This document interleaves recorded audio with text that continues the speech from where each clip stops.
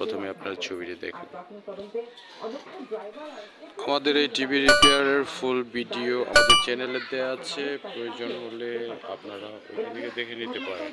তারপর এখান থেকে দেখে নিন আমরা কিভাবে ফুল টিভিটি ঠিক করলাম এবং সিকেবি লাইন কাট করে টিভিটি সম্পূর্ণ মেরামত করলাম।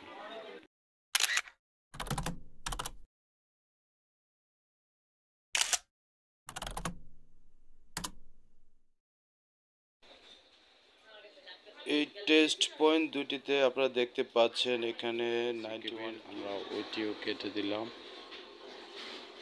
কেটে দেওয়ার পরে আমরা লাইন দিয়ে কিন্তু দেখছি পর্যায়ক্রমে যেগুলো আমাদের বোর্ডে আপনারা দেখতে পাচ্ছেন সিকেবি লাইনগুলো টেস্ট করে দেখছি। এই যেহেতু পেন যদি দেখায় তাহলে 34% এগুলো শর্ট আছে।